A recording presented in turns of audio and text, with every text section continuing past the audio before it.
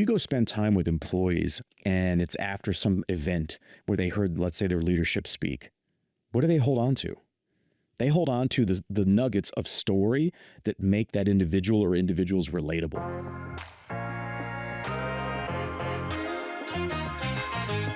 Welcome to the official CultureCon podcast, where we explore how work actually works. We're your hosts, Zach Blumenfeld and Nick Lombardino. Whether you're leading a team, shaping culture, or just passionate about making work more meaningful, you're in the right place. Each episode will bring you stories, insights, and bold ideas from people who are building better workplaces and better work experiences. The official CultureCon podcast starts now. Hello, culture geeks. Welcome back to the CultureCon podcast. Today, we are excited to welcome a longtime friend and officially introduce our newest CultureCon contributor and storyteller-in-residence, Dr. Rod Berger. Rod is a strategic storyteller, media host, author, and interviewer who has spent years helping leaders, organizations, and communities make meaning through story. With a doctorate in psychology and thousands of interviews with global leaders, Rod sits at the intersection of narrative, culture, and humanity. He's also the author of the book, The Narrative Edge, Authentic Storytelling That Meets the Moment, which explores why story isn't just communication, it's leadership currency. Rod has been a part of the extended CultureCon family for years, and we couldn't be more excited to make this role official. Rod, great to have you with us, buddy. I'm so excited to be a part of the culture, right? Pun intended there. Obviously big fans of you guys ever since we got connected, and to be at a CultureCon and to see the energy and just as a side note, just the positivity, right? And if anything, the curiosity that the community has in just not only understanding the people that they work with, the organizations that they lead and help to support and staff and et cetera, but it's the way in which they think about themselves, like from an ongoing learning perspective, right? That is just so great. It makes me think about everything from coaching teams to being a parent to being a community member that is involved. So a long preamble to say just how excited I am to be a part of the CultureCon family. And I look forward to 2026 and the stories that we will co-author. You nailed it. Damn it, Zach. We should just have Rod record all of our community articulation. Man, Yep. That is how we feel. Just like the audience and our broader community, it just feels like good medicine when you're around them for all the reasons that you just described. These are just people who are inherently curious and kind and eager, for fear of sounding overdramatic, just eager to make the world a better place in any way, shape, or form, and how they can impact within the context of workplace culture. So you fit right into that community, and Zach and I are always just so tickled by all of the collaborations and friendships that we can see that you've made from the event. And Jasmine Bellamy, a close friend of ours, is no stranger to collaborations with you. And that's just, that means the world. So thank you. Absolutely. No, I'm excited. And before we get going, and obviously you guys hold the pen, the microphone, the keyboard today, which is an exciting thing for me. It's sort of like, when you're a kid and you're like, oh, guess what? We get to watch a movie in history class. You're like, I am pumped.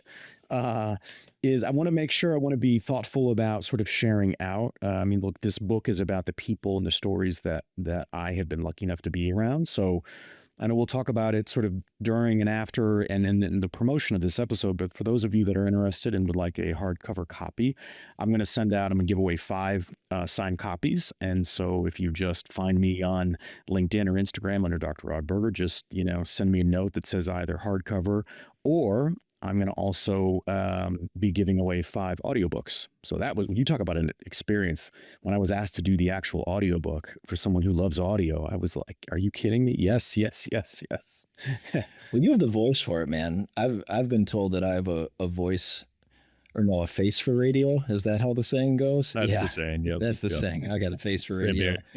But so Ralph, let's jump right into it, because the theme of your book, and we've heard you say it so many times before, but you've said that story needs to meet the moment. So help our community understand, what does that actually mean, and why does it feel especially relevant right now with what's going on in the world, and then maybe even more specifically, like what does that mean for leaders within organizations? Yeah, so that's a great question, Nick. I think about frame, right? So I think about, and I use this. It's funny because I think this came from a conversation that sort of evolved into a series of conversations with my kids on the way to school, trying to understand sort of what Dad was working on with the book. And when I think about it, it's frame. How do we sort of enter the stage? So if we're talking primarily with an American audience who went to, let's say, a public school, an elementary school, there's the cafeteria that also it sort of doubles as the stage or the the auditorium, right? And when we're a kid and maybe we have to be a part of some play, it's like, okay, well, Zach, you're going to be the oak tree in this play. Nick, you're going to be the hero, and maybe I'm the villain, or I just represent like a park bench. It's what role am I playing within this larger story? And I think sometimes when we struggle, it's because we haven't really sat down, even for a moment. This is not about it doesn't have to be in depth that you're almost giving yourself like this, autopsy on your own sort of behavior or the environment around you. It's to understand the role that you play within the context of the story that is being written. And so if we are a part of a world that is chaotic, sort of moving at breakneck speed, I mean, stop me if I'm off here. um, we can sort of default back to just in the moment, and we become sort of that EMT in the moment. I just have to stop the bleeding. Well, we're building cultures. It's much more than that, right? And it's the frame with which we think about it. Are we the chief story curator, right? Are we a conduit? Sometimes I think back to you mentioned my work in clinical psychology, which feels like a lifetime ago, but I learned something really key. This is long ago, and I was doing clinicals at King Drew Medical Center in South Central Los Angeles, where the riots were in Rodney King. And I came to learn very, very quickly that the social workers in the psychiatric hospital were the most valuable because they understood the story of the patient that was there, the family that was either supportive, in town, not in town, the history of sort of that individual and whatever challenges they've been going through, their medication. And it wasn't sort of the attending on staff or the lead psychiatrist. It was that person socially who understood everything from the supports that individual needed to their history. A lot of times I think about those that are running sort of the head of, human capital, right? HR and culture building. And they are the ones that know the heartbeat of an organization. And so I think that if anything, we're going to look back, years from now and say, man, it was the human resource officer. It was those folks that understood that they were being tasked with casting a path forward for the entire organization. They were really the ones that were authoring what was going on, and they were helping to support the development of the characters that we play, whether we're in the C-suite or we're middle management or we're a newbie and it's our first, position. So to me, it's about finding those authentic moments, is about finding the role that we play and understanding where we place value. Right. So you think about it. It's like, okay, but if this is a heat map, am I really, this is my role, but do I find value in what I'm doing? And if not, why? Is it because I'm letting others tell my story? That can happen. And sometimes it's not simple. Life is messy. Sometimes I'm the author of my own story at home, but at work, I'm not. For whatever reason, I wilt under the power of Nick and Zach. But at home, I have lots of opinions and ideas, and I thrive.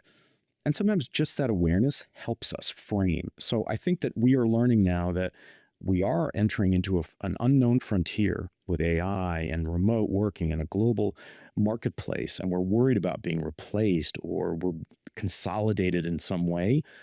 So people are going to be really looking for the professionals that are a part of this community to help them deconstruct sort of where they've been, where they are currently, and where they'd like to go in the future professionally. And really the impact of that is going to go far beyond the professional environment. It's going to be also impacting our home life as well. I have I don't know, it's more like an anthropological question, I think, but suffer through this while I try and find my words. Rod, do you feel like the art of storytelling is something that has fallen off? Let's say in the last 20 to 30 years throughout the digital age, and if so, do you feel like it's coming back in any way? So I don't. So the implication would be that it was there. I don't know if it was there. So that's where I'm kind of hung up on. Here's what I do know. I know that for those of us who have thought, and that's fine. So, okay, stories are nice to have, or they sort of combine it with soft skills. There's nothing soft about that, right? These are actually strategic skills of interpersonal relationships. Is that we put them sort of within that, and so it's a nice to have. But here's what I do know. And I've said this many times, but if you get pulled over for speeding, what's the first thing you're thinking about as the officer's walking up to your car? What's my story? If you're a kid and you're a toddler and you take something you're not supposed to, right? The old hand in the cookie jar. Even a toddler is going to sit there and start to construct what the story is. I didn't do it. My brother did it. My sister did it, right? Dad did it. That's what happens to me now. It's like, no. Dad took the ice cream, And so it's always there when we need it, in those moments on a first date, during an interview for a job, right? Or to apply to a school, we think about those stories. What I'm humbled by is that there was a story, I believe it was in the Wall Street Journal on December 12th, about companies are now looking for chief storytellers. They're reconsidering the way in which they think about information and messaging across an organization and out into a marketplace. And so I think that is starting to spur on a greater appreciation. It's one of those things that when you don't have it and then you realize the value, you think, how do I miss that? Like, what was it that I really got into this for in the beginning, right? So if I started a company 20 years ago and I'm now wondering, what was it like 20 years ago when I had that idea and I was sitting around with my buddies, Zach and Nick, and we all three said, we think this is a business. Like, what was it that was burning for us? What was exciting about that? And getting back to that storytelling. So I'm encouraged that people are looking for that. I know that LinkedIn, that was in the article they were talking about, just the surge, even job postings across LinkedIn, across the world, where storytelling was a key component, as if they're reconfiguring communications departments, marketing departments, advertising, that you want to have sort of that chief narrative role. And so I think that we're on the uptick for that. And look, I'd be a fool to not think that AI and this sort of synthetic world out there is driving a lot of this, right? We're looking for things that feel human, that remind us of who we are in a world that is increasingly digital, right? Definitely. And I think, one thing I really liked about your book is it really focuses on authentic storytelling being a leadership advantage. And you kind of just mentioned that too. It's a hard skill. It's a skill that you need as a leader. Kind of double clicking on your book for a second, The Narrative Edge. What's one insight from the book you think most leaders might overlook or maybe underestimate? I think a very clear one for me is that they underestimate their story in a leadership journey, right? So think about it. Like, if it's interesting when you talk to CEOs and they say, it'd be like, oh, Susan, Bob, tell me about your week. Well, I've got my big board meeting coming up this week, and that's their prep. And that prep is really around story. It's sort of creating characters and narrative wrapped around the data. Okay. And so that's always interesting to me, because they think more from the data, and it's always sort of that last element of story. And so I think that a big challenge is we've been so self-reliant or organizationally reliant on the press release, on these sort of snappy phrases, quotes, pull quotes, announcing partnerships and these sorts of things. And we think that we can rely on that. Well, traditional media is, if not dead, dying. And it's not a slow death, sadly, in a lot of ways. And so what that's forcing, though, is for people to think about the ways in which they get their information out there. But traditional sort of classic CEO types or C-suite type folks they'll think about their story at the end. But here's the proof. Let's say the three of us have a company and we are in the widget business. Historically, we will wait till the end of the development of that technology or that widget to actually craft a story to then get it out in the market and to draw interest. That's why those departments have always been the first to go and the last to be brought in. So that's just been part of the ethos. And so that, to me, is the clear, like, well, hold on a second. If, as an example, right, Zach, you're the CEO and you have to give a company-wide talk, even if it's something where you're in an auditorium on a stage, right, sort of a classic, Steve Jobs, right? Look, if you go in there and you don't share and you don't make connection to the story, the investment that you've got from the people in the audience is going to be reduced. It's going to be less than it probably could be. And it's fascinating because I'll talk to CEOs off the line and they will actually talk about that. They'll say, I know that I need to share more about how I came to this decision or how we came to this decision about everything from consolidation to pivoting in the market, whatever it is. But for whatever reason, that's not been a muscle that has been trained or exercised or sort of pushed to a limit where we have a better understanding of ourselves. So that to me is the glaring need is for leadership to understand the value. And I know you guys know this, right? This I'm preaching to the choir here. But if you go spend time with employees and it's after some event where they heard, let's say, their leadership speak, what do they hold on to? They hold on to the nuggets of story that make that individual or individuals relatable. Valuing those elements out of the gate changes. It's a big shift in culture for folks. Yeah. I mean, I think about some of the best leaders I've ever had, and they're amazing storytellers. That's why I think I resonate with them, is because they can get the message across in the form of a story. And maybe it's like even a mentor of mine who maybe instead of like telling me what they think they would have done in that situation, they can relate my situation to a story of something in their career and connect with me that way. And so storytelling is so powerful in that leadership role. That's a great point. I mean, the business imperative that I took it to, Rod, was kind of like companies that are going through transformational change. Things are shifting rapidly and consistently. So what type of voice from an executive do you need to not only share information effectively, but like the art of storytelling to me is like at its root, I'm going to have more empathy maybe, or a deeper understanding of the context of what's going on if it's delivered to me in a way that feels more like an enriched story than it is just like superficial information sharing.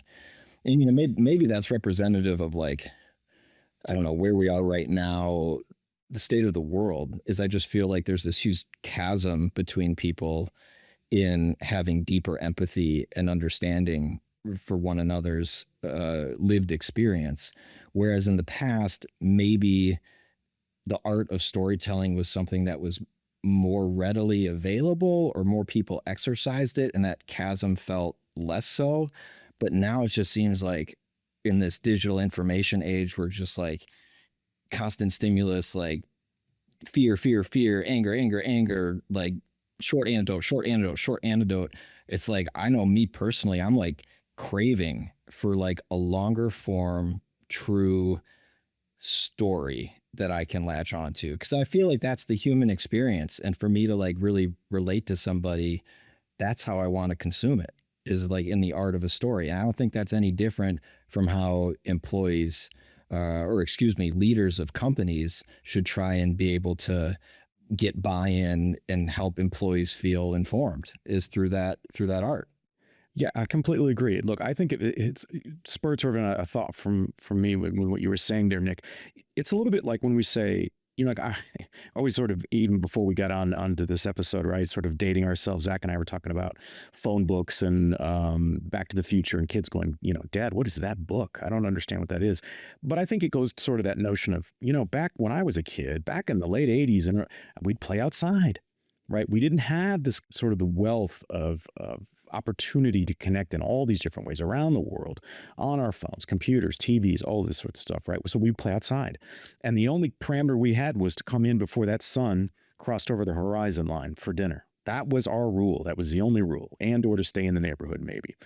So I think a lot of that has to do in the same sort of sense. Right. We've gotten to the point where, yeah, I agree with you. I seek out that story. And sometimes I have to actually force myself to find it. In essence, I have to actively do it, because otherwise everybody else is telling a story. Like everything else is telling a story. And I don't feel like I'm a part of that, because it doesn't mean that it's broadly this way, but a lot of times they don't feel as authentic, right? It's like getting on Facebook and seeing all these people had amazing holidays and wondering, did they really have an amazing holiday, or did it just look really good when we captured it within the four walls of a digital canvas? I don't know, but I know it's harder to connect in that regard, right? So in the same way that kids they don't know what to do when they've got an afternoon on like a Saturday, and they're going, what do we do, Mom and Dad? And it's like, I don't know, go outside. Right. You know, it's unseasonably warm. Go out and shoot some hoops. I don't know, like go meet with some friends. It doesn't have to always be organized. And I think that's sort of it's a nice way to, as a parallel. And look, that's also a trick in speaking. Think about, I mean, this is an old trick, sort of behind, calling balls and strikes. Someone who's nervous about speaking, it's like, get out there. And your first thing should be about, look, take a wild guess at the audience. There's a majority of people are parents or probably had parents or like live next to people that have kids. Say something about kids. You're going to connect with an audience. You'll calm your nerves and you can get into your program. There's a reason why we're looking for that point of connection that says, I am like you in some form or fashion. And then maybe we can share a story together, right? But I do agree. I think they're dying for that connection in so many ways, and they just don't know where to find it. I mean, isn't it interesting? What was the research? Like ChatGPT, so I may be off on the percentages here, but I believe it was something like north of 60% of users are having long-form conversations with ChatGPT. 60%. And you say, okay, I don't think that they're looking to understand how to like start their lawnmower as spring, comes on board, right? Oh, what do I need to do? No, they're going and having conversations because now they're getting feedback. And that says to me that while we fell into this ruse of like, oh, social media, all this is going to bring us closer together. It's like, I don't know if it did. I don't know if it did. It seems like the research actually says the opposite. And so if ChatGPT allows me to go in and ask questions about my relationship, my parenting, my friends, how I might feel about a position, or I want to be an advocate or look for a new job, like all these sorts of things, I'm developing. That's called the initial stages of developing a relationship. We want to give a quick thank you to our friends at CultureShape. They're really helping people and culture leaders design and deliver higher impact programs through a single source. Yeah, and one of the things I love is their culture wheel. It's a 12-month visual calendar that makes it easier to plan, organize, and communicate culture programs across the whole organization. It's a simple way to get stronger buy-in and support. And right now we got a really cool promotion for our CultureCon podcast listeners. You can get 50% off a one-on-one 4-week online consulting program with Pete Savage, CultureShape's CEO. These spots are limited, so if you're interested, head to cultureshape.co/CultureCon to grab your place.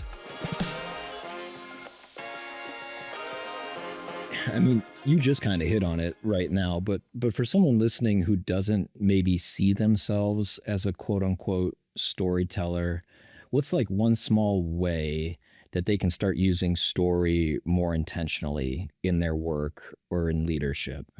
I think it's to be really simple about it and think about, what character do I play? Just ask that question of yourself. What character do I play?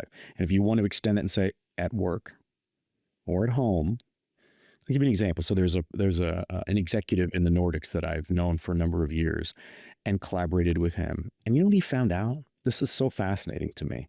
And I just love that it came from a place of being grounded. He discovered when he asked himself that question that he actually was very good at and enjoyed and found value in his contributions by being a number two. Like, let that sink in. It's not this, look, we're sort of, it's the Hunger Games and we all need to go pursue to be the CEO or the founder, right? He found value and he understood looking back, wow, where have I had great success?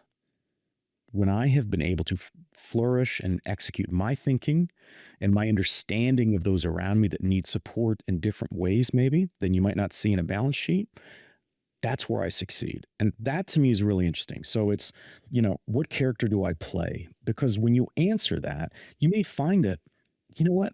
I really enjoy being the oak tree, that when I do speak, people listen because I'm just not what maybe someone would call a blowhard or someone who's just always has an opinion, right? Or, you know what? I am extroverted. And that's the role that I play. And that's a part of culture. Like we see, it's so easy in athletics. Right. So we talked off air about my love of my Detroit Pistons. I'll never forget the day. So we had just won our first championship in 1989. They're having their celebration at the Palace of Auburn Hills with the players on a stage, places packed. And during that experience, they find out, because of the expansion and they had a new two new teams, and one of them was Minnesota Timberwolves, where every team had to basically leave one or two players available to be drafted, that during that event where you're just elated because your team has won, talk about a culture setter, Rick Mahorn, like one of the original bad boys, had been snatched by the Minnesota Timberwolves. And the talk about it, beyond the tears that I had, going to soccer practice that afternoon, I'll never forget it, was that it wasn't that he was the most talented or that he would end up being a Hall of Famer. It was that he was a part of that culture. He was a significant part of creating an environment where we could set standards because we all understood the characters that we played. And when we know that, we can set our standards and then go execute against those. And that was the biggest adjustment they had, was to like, how do we try to manufacture that the next season? Do we like find a replacement? So, I love sports. I love sports analogies, but I do think it is imperative to understand that. Like, just ask what character do I play? In essence, is my character passive? Maybe, and maybe there's a good reason for that. But you ask people that question and they struggle to answer it. But then they come back to you and they say, I was thinking about it, and here's the character I play. So I think it means something to them. And, I'm just thinking about, you've had the opportunity to interview thousands of people across industries, cultures. Is there like one story or one person that has really stuck with you out of all those interviews, all those stories that have been told to you? So many come to mind. Look, it's like a spectrum, right? There are ones where I go, I have to pinch myself, right? That I was in that moment. And I actually had to force myself to be in the moment so that I didn't sort of wander into fanboy or just too excited about the situation to understand the power of the moment. But it's actually someone, and here's what's interesting, I think, in this world. I'm going to pick this one individual, Vietnam veteran, who I actually have never met in person, like physically shared a space. And I talk about him in the book. And when I speak publicly, a lot of times I'll use this one audio clip, because when we got on screen with each other, his voice sounded, he was straight out of like a movie or something. I was concerned that he was grasping for every breath could be his last. This gravelly, like bedrock of a voice that has obviously been injured, something, right? And in my head, I'm going, do I ask him about this? It's literally the elephant in the room that you just hear this, right, just sucking air in. And I did ask him, and he shared with me what happened to him in Vietnam. And he shared with me this incredible clip where he talked about how he had almost been killed in this battle, right? And he is being taken into the Quonset hut, and there's this nurse looking over him. And he has he's lucid to some degree, and he sort of looks up and sees her in the sunlight, and he hasn't seen a woman in months, and he thinks this is it. And he's wondering, why is she there, and asking about his religion or whatever. And he doesn't realize that they're talking about last rites. And so he shared that he looked up at her, which just sounds like, it takes me back to a time. It's like Gone with the Wind or something, right? He looked up at her and said to her, kiss me. Kiss me, right? And, all of a sudden the pentothal hits and he passes out, and he ends up obviously surviving. That nurse actually, and sadly, became sort of well known in the annals of history, because she was I think, first and only female to lose her life to enemy fire in Vietnam. And so there are stories about that was the nurse. And so he shares this story, and we've been friends ever since then, Zach. And it just sticks with me because it's humanity. It's something that I can visually in my own mind paint what that looks like, could look like. It makes me think also, I think the best stories also make us think about, what if I plugged myself into that narrative, right? Like that, when that happens, it's like you don't want to leave the zone. It's like being in a good movie where 2 minutes in, oh, I'm going to like this. There's a pacing, there's a color, there's an energy to it, right? There's something about the writing, and you just go, I don't even want to think about anything other than being here. And now I'm thinking about myself within that story. So to me, any story that makes me feel like I'm a part of it, or I could be, I think are the best stories. So I think about him, David Holdridge. He's an author as well and a writer and just an incredible human being. And I actually hope one day to chronicle his story in a longer form because it's unbelievable. So there are countless stories like that where I just go, and it's the power too. I think I don't know how you feel, Zach. I'd be curious, but do you ever have a time where someone shares a story? Think about it, even in a corporate space, right? You're the head of HR and someone comes in and they share a story you never thought they were going to share. But it's because the personal life bleeds over into our professional lives. And sometimes we have to be able to share and know that there's not a consequence because we're being vulnerable and we're being human. And I think that that's a skill actually it's hard to train in some ways, but I think the best folks, whether you're in HR or in culture building or you're the coach of a team, that you have an understanding of being able to sit there and hold that story metaphorically for somebody and that can be really powerful moving forward where somebody goes, I felt heard, I felt listened to. I love this company. I love this coach. Like I love this community. So I lean towards those. There have been amazing experiences. I love a live audience. So asking questions in front of a live audience when I do hybrid keynotes, like those are powerful. Like when I talk in the book about Opal Lee, the grandmother of Juneteenth, who turned 99 in October. She is this like just this, unbelievable human being. And I asked her so at lunchtime, sorry to go on, but I think this is important. This is a good example of sometimes a story is not what we think it is. And we can actually lean into it, right? So we're having lunch. This is almost a year ago. It's at the American Camp Association's national conference, 1,500 people in the audience, and she's the lunch keynote. And we've turned it into a hybrid keynote where basically I'm capturing her keynote live and organically in front of these 1,500 people. And we are eating before we go up. And I randomly thought, oh, I should ask her about Martin Luther King. Like, I wonder if she ever in her work had a chance to meet him. And she shares at lunch this story where she was supposed to meet him on his one trip to Fort Worth. And at that time when she was supposed to meet him, one of her dear friends was going into labor, their first child. And in that moment back then, she said, well, my friend's only going to have this child, this one time, and I could see Martin anytime. Well, of course, that's not how it played out. So it was her character, and she missed meeting and spending time with Martin Luther King Jr. In that moment, I thought, okay, I won't bring that up in front of the audience because there's not this sort of retelling of a story about Martin Luther King. But in the moment, to close our session with that audience, we had such a relationship. You could just feel like we were on a string.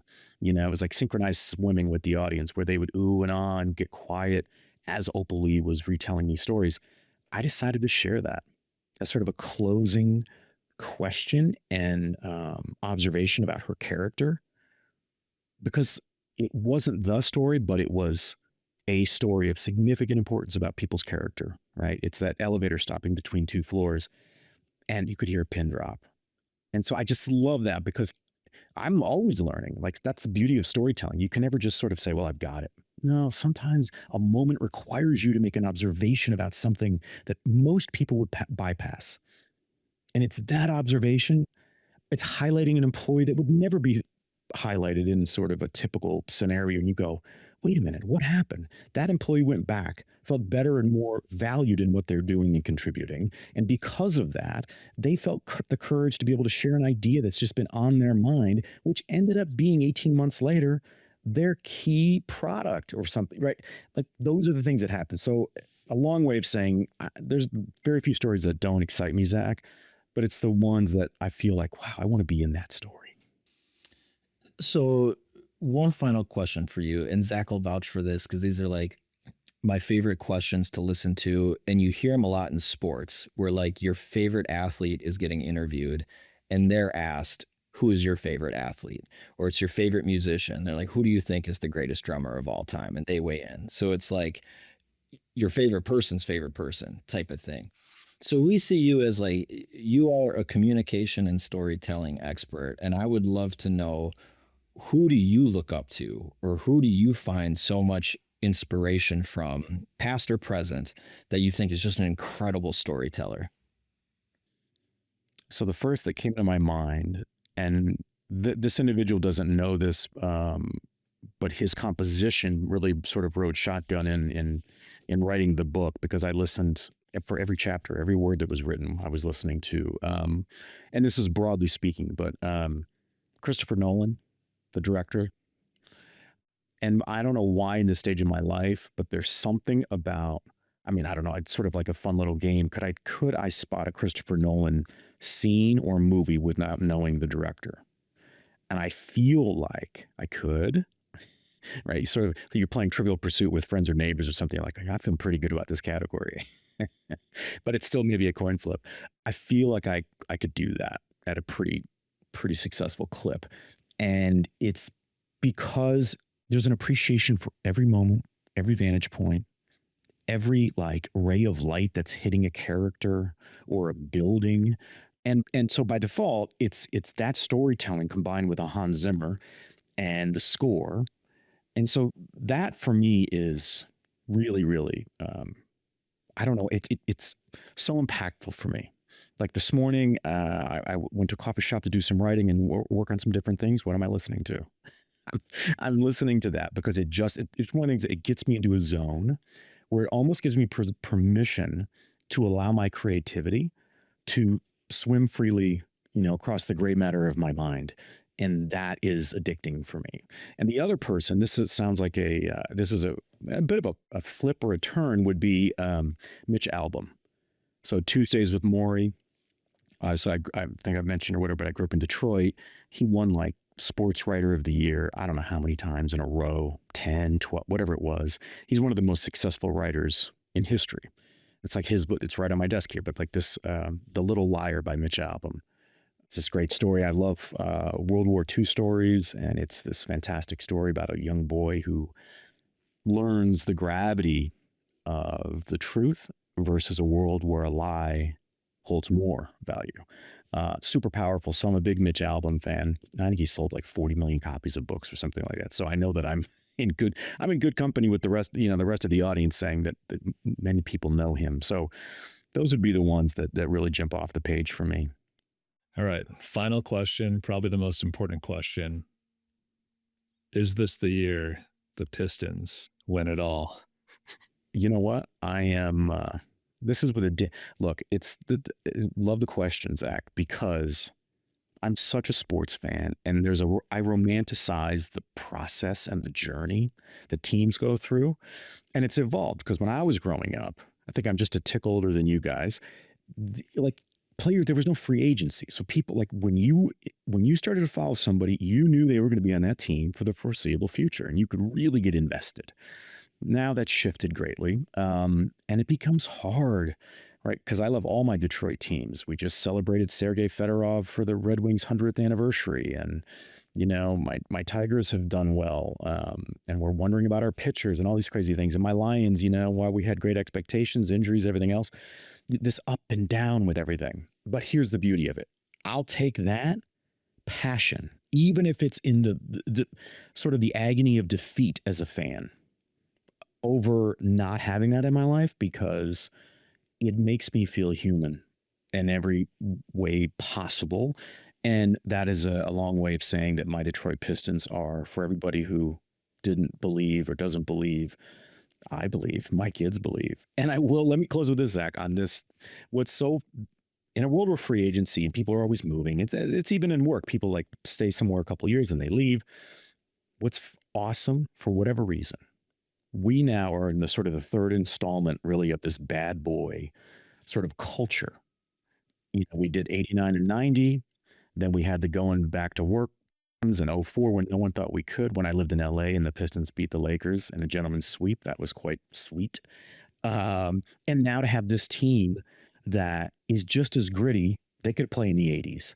So I think it just feels so good when you go, I see them, just like a character in a story. I see that character. I know who that character is. I may not know them personally, but I just know the essence. That to me is that's gold in so many ways. So yes. So anybody out there, please root for my Pistons. Cade Cunningham, great leader, by the way. Talk about a culture setter. He is fantastic at that. Only Dr. Rod Berger could have taken that question and found a way to like beautifully contextualize it within this conversation and the human experience and storytelling. Well done, sir. Incredible. Next time we'll ask you if you believe in ghosts and see if you can do it as eloquently. Absolutely. The dark corners of your mind, Nick. Let's Yes. take a field trip. It reminded me as a Packer fan, we're pretty good. We've been very good over the years. One of the best franchises in history. And, recently we just lost to the Bears in the wild card. And so I would much rather have those ups and downs than just be like, a franchise that's going to win every year, because it does bring in the emotions. It adds to the stories. So yeah, the Bears can have that win. It's good for building our franchise and our story over the years. That scar tissue, all that is another chapter in the greater story of sports and life and where we intersect, right? So I completely agree with that. Awesome. Well, Rod, thank you so much. This has been one of my favorite conversations we've had on the podcast, just the awesome stories that you've shared. And for anyone who's listening, definitely check out the book. We'll link to that in the show notes. And Rod, thanks again. Hope to see you in person in Madison at the conference this year. Sounds great. And don't forget, for folks that listen all the way through, hopefully they do. I know you have a dedicated audience. If you'd like a hardcover copy, I'm going to give away 5 signed copies. You can send a note over the social channels just to me and put it either hardcover or you can put audiobook. And I'm going to give away 5 audiobooks where you get to listen to the book. So hopefully you enjoy that. But guys, I'm so excited. I'm so pumped to be sort of the inaugural storyteller in residence. And I take that with great responsibility and celebration for what you guys have built. So I look forward to being a part of the community in the best way that I can. Thank you, Rod. Really appreciate it. Thanks is on our end. Thanks, everybody. We'll see you next time. See you next time. That's a wrap on this episode of the official CultureCon podcast. If you got something out of it, share it with a friend, a teammate, or a fellow culture geek. And don't forget to hit subscribe so you never miss an episode. And if you want more ways to stay connected and inspired, check out our upcoming events page for a full listing of webinars, workshops, and conferences. You'll find the link in the show notes, and we'd love to welcome you to a CultureCon event soon. Until next time,